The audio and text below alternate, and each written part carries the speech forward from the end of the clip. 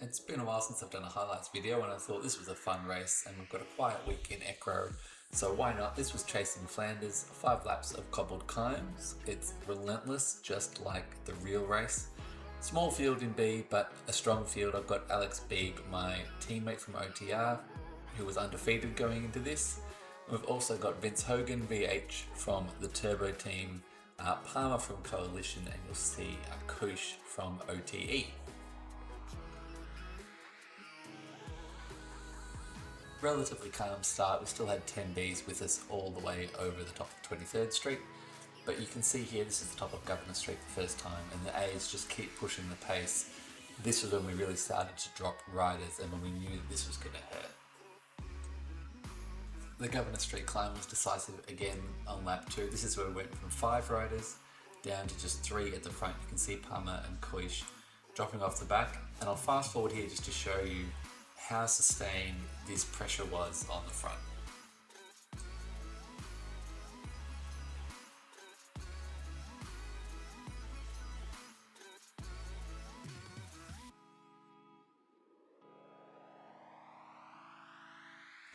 Finally back together again going onto the descent, but you might have noticed that some gaps started to emerge for the first time, and we'll see that become a pattern.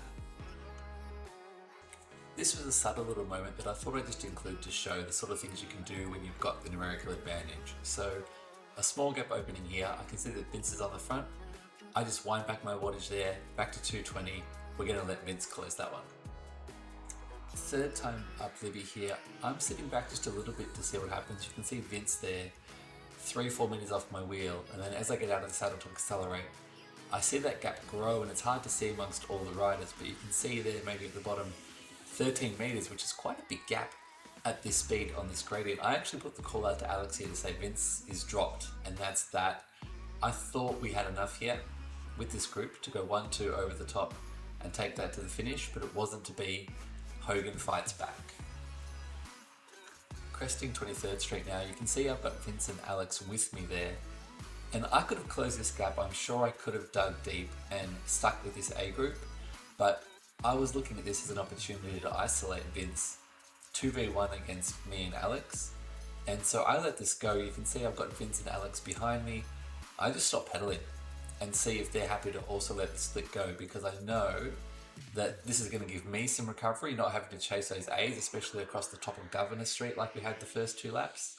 And now Alex and I have got a clear 2v1 advantage.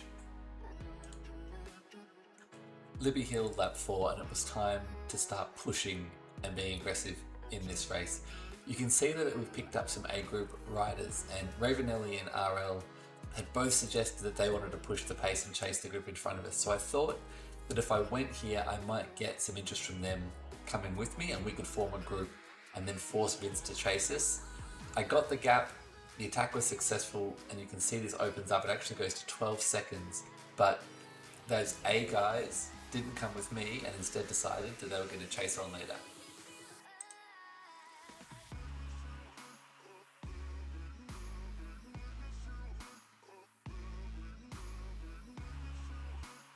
Five seconds at the top of Libby turned into 11 seconds at the bottom of Governor Street, but you can see soon that I've got a problem.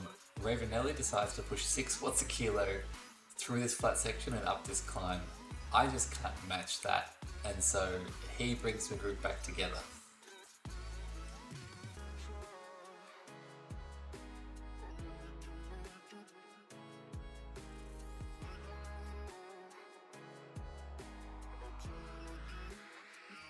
All back together again. I'm deciding what to do next, and Alex puts in the decisive call. We're going to wait for a sprint. Cresting Governor Street here for the last time. You can see that Vince was pushing hard. Unfortunately, couldn't drop Alex or I. It was going to come down to the final couple of 100 meters. This is an interesting one from a sprint technique perspective. You can see the speed's only 30 kilometers an hour, so we don't have a lot of momentum. I don't actually mind rolling to the front here. I've clicked up a gear to put some pressure on the pedals because I want some resistance. This is going to come late, and it's all about those first 5 seconds. So you'll see here, I don't mind being at the front because we're so close to the finish. Quickly shifting up 3 or 4 gears and just that 5-second punch pops Vince out of the draft, and that's race over. A nice ECRO Monument win. I was pretty happy about it after such a hard fought race. Thanks for tuning in. I'll catch you next time.